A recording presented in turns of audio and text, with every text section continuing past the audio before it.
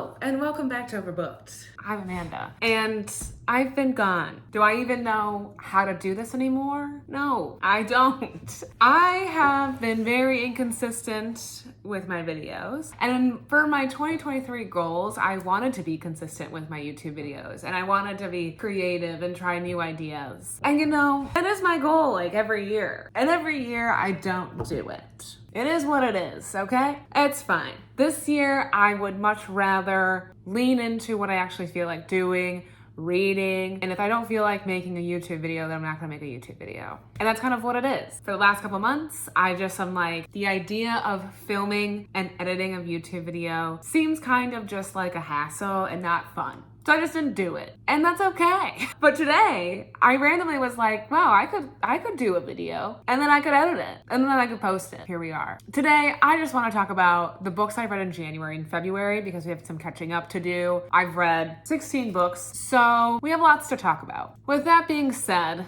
let's get started. I'm probably going to be doing some pretty high level overviews of these books. I'll tell you what I thought, my rating. We won't get too deep into it because there's a lot of books. I don't know how these other YouTubers are doing it where they review like 1 million books a month. It's just not for me. But here we are. Let's get started. The first book I read in January, book number 1. Woo! Okay.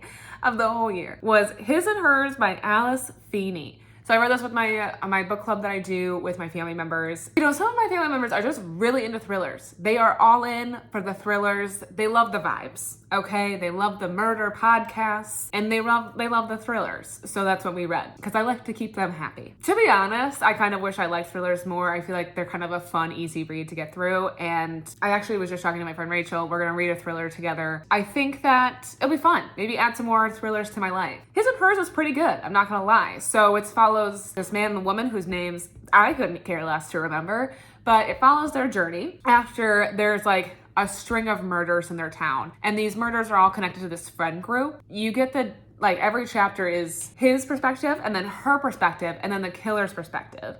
And listening to this audiobook was actually really fun because each narrator has a different voice. So, you know, her narrator has a different voice, his has a different one.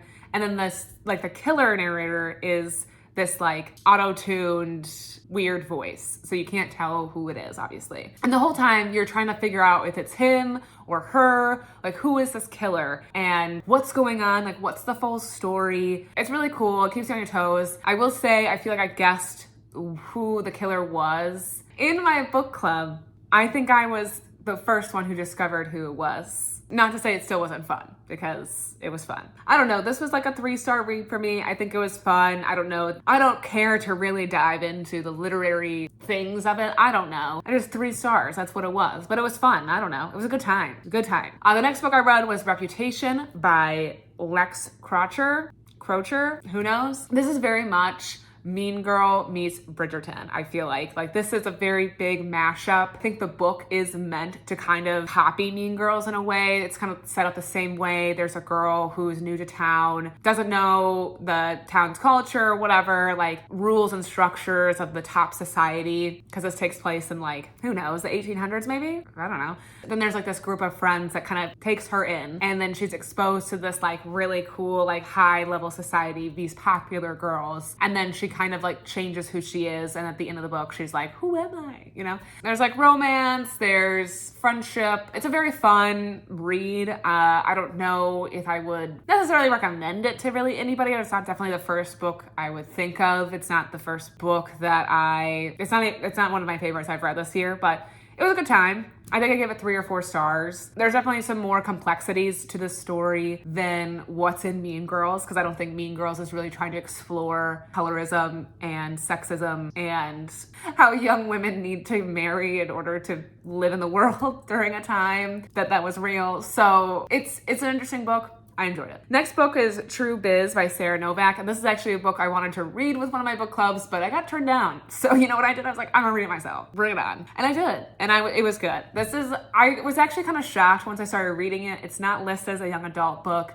It's listed as an adult book, but I would probably tell people if they were gonna read this book that it reads like a young adult. I think it should be classified as a young adult. I think the only reason maybe it's not is because you do get a perspective from an adult character, but I just felt like the majority of the book is really taking the perspective of these high schoolers in the book. But anyways, we follow these deaf kids who go to this like boarding school that's set up just for deaf children. And there's a mix of people who have been immersed in the deaf culture. And then there's a mix of kids who have not been immersed in the deaf culture. They were born to hearing parents. They don't know sign language. And now they're in the school trying to kind of catch up. And we do have a mix of those characters. We have one character, and she's one that was born with hearing parents. Both parents refused to teach her sign language and insisted on trying to get her implants and make those work. And it hasn't been successful since they've started.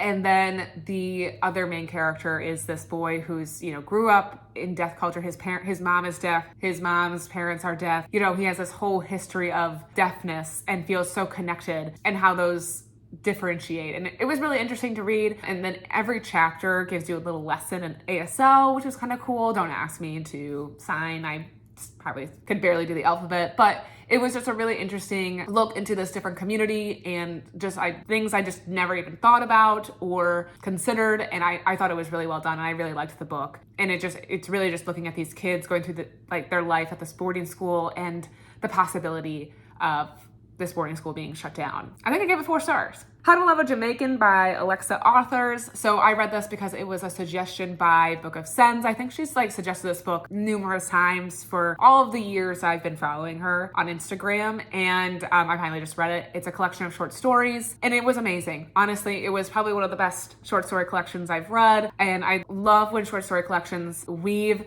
the characters, they intertwine the characters into their stories. They're not major plot points, but one of the stories was we're talking about the neighbor, and the neighbor was the main point of the last story. So I just really love that incorporation, and the stories were just really great. There's nothing really else to say about the book. It was really just amazing. I highly recommend if you like a short story collection. So the first nonfiction book I read this year was Ladies Who Punch: The Explosive Inside Story of The View by Raman Sidhu.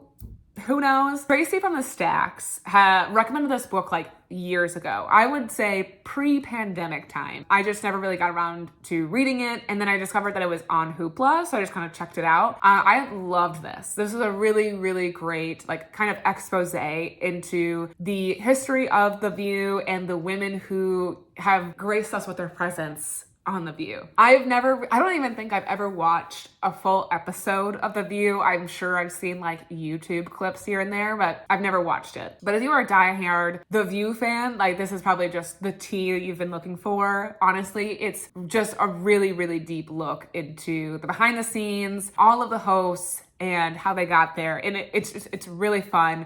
I mean, like I said, I've never really watched The View. I'm not extremely interested in it, but this book made me want to go watch The View and see all these people he was talking about. I thought it was really well done. I honestly think I listened to the episode where this author was on the Stacks podcast, and he had said that he grew up watching The View with his mom, and he was just simply in love with these women and the show. You can definitely tell he did a lot of work into this and a lot of research. So I recommend. I think I gave it 5 stars, to be honest. Next, Olga Dies Dreaming by Xectel Gonzalez. I am not saying that name right. I love this book. This was really good. I thought there was a lot of passages that really resonated with me. But this story follows 2 siblings who are born, I think, in somewhere in New York, and their parents were these activists for Puerto Rico, and I think they're both Puerto Rican. And their mother, it becomes this extreme activist and goes to Puerto Rico just to live there and work to be this activist on the ground there, essentially leaving her children. And then the dad later dies of AIDS, and so these kids are orphans and left with their grandma. So the book follows the 2 paths of the siblings, the sister and then the brother. The sister just totally disregards any kind of activism. She's a wedding event planner. She doesn't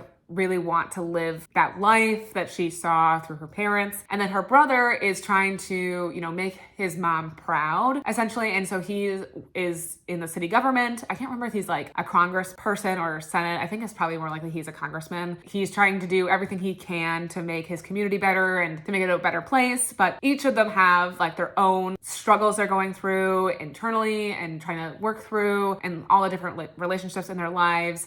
and then their mom reaches out to them and it kind of blows everything up. I think it's a really interesting book. I really enjoyed it. Gave it 4 stars. Highly recommend. Dating Dr. Dill by Nisha Sharma is next, and I'm gonna say I'm not a fan. I'm sorry to all of BookTube or Bookstagram. I feel like this is probably a hit or miss for a lot of people. I feel like the reviews were inconsistent, so maybe I'm not in the minority, but I didn't like this book. I thought it was kind of just too much. I don't know. The first chapter just rocked my world because no one gives a shit about our main character, and it is just so wild to me. Like, the main character is trying to save her dead mother's house that she built while her family is trying to sell it and just like move to Florida to retire.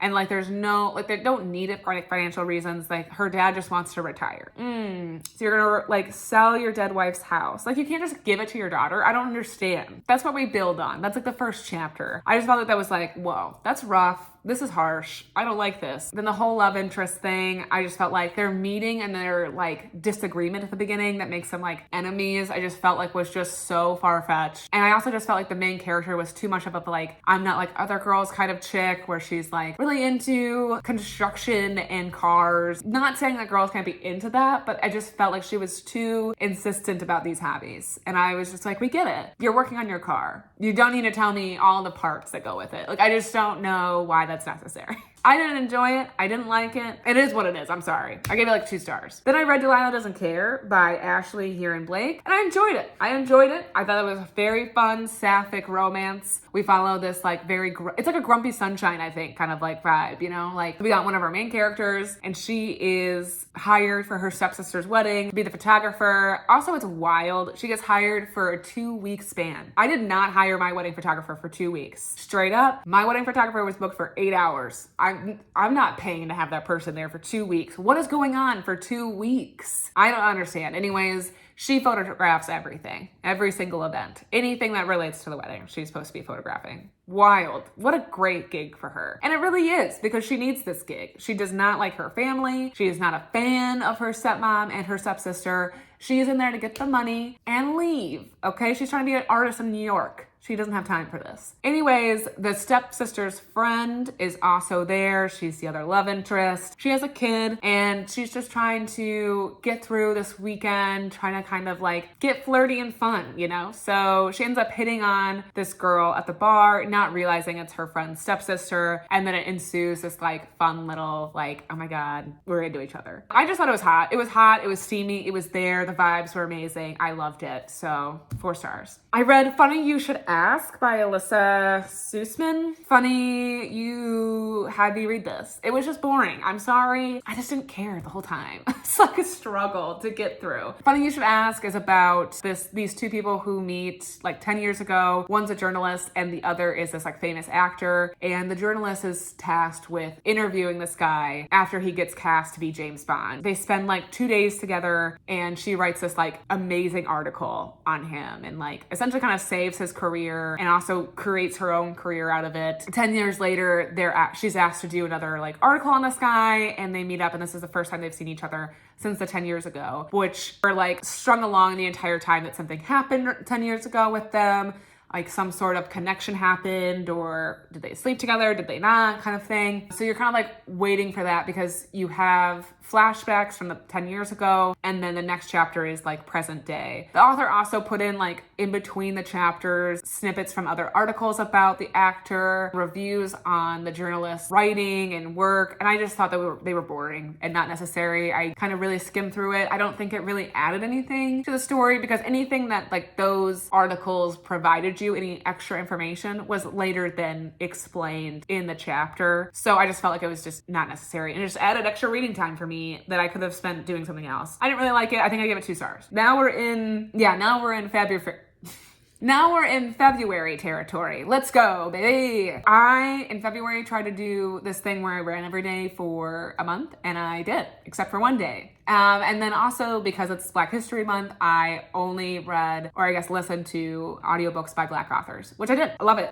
So the first audiobook that I listened to was They Were Her Property, White Women as Slave Owners in the American South by Stephanie E. Jones Rogers. So this was definitely a very heavy, dense, nonfiction book taking a look at white women who owned slaves in the South, obviously, as the title explains. I think that this is just kind of a really good reminder that, like, especially as a white woman myself, that I am not, you know, this perfect example of history. You know, white women were just as involved in the slave trade as much as the white man, and they were even at the auction, they were even dealing out punishments. So, and they were literally trained from birth to be a slave owner. And there was just a lot of interesting chapters. I thought the most interesting chapter, I think, for me was regarding how Black women nursed a lot of white women's children. And a lot of the times it wasn't even because the white woman couldn't nurse. It was just because she just simply didn't want to, or it was kind of looked at something that wasn't something that she should do. And that was just like extremely weird to read about, because the Black woman obviously had to have a child to be able to nurse this other child and then also be doing her other duties as a slave, probably not getting fed enough to nurse two babies. I don't know. It was really just wild.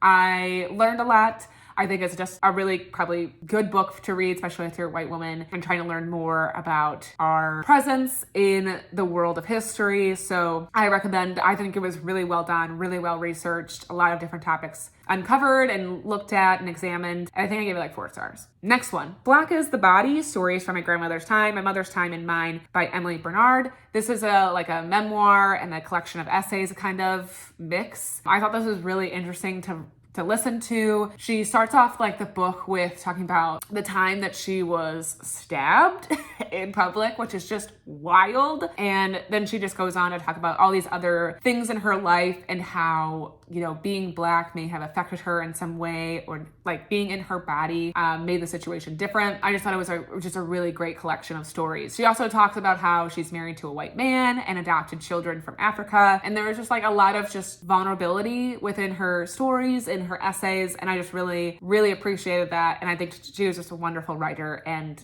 just amazing. I loved it. 4 stars. So I read You Made a Fool of Death with Your Beauty by Akwaeke Eneze.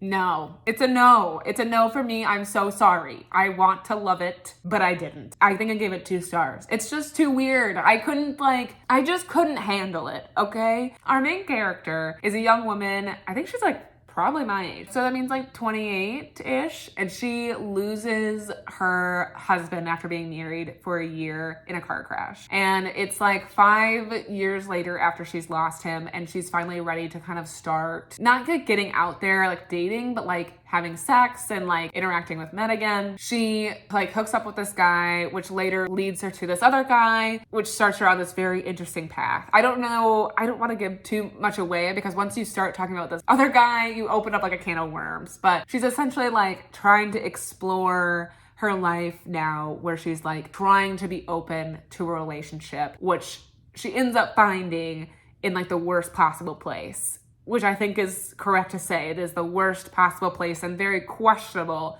route that she takes for this. I don't know. I just think it was kind of wild. I thought the person that she chose and the reaction that was made to that decision was just...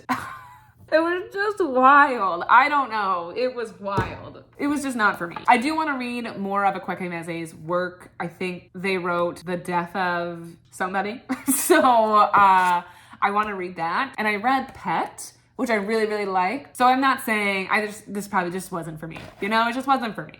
Okay? And that's what it is. I'm so sorry. So the next book I read was The Trees by Persephone Everett. The Trees is probably one of my favorite books I've read this year. 5 stars. This was so good.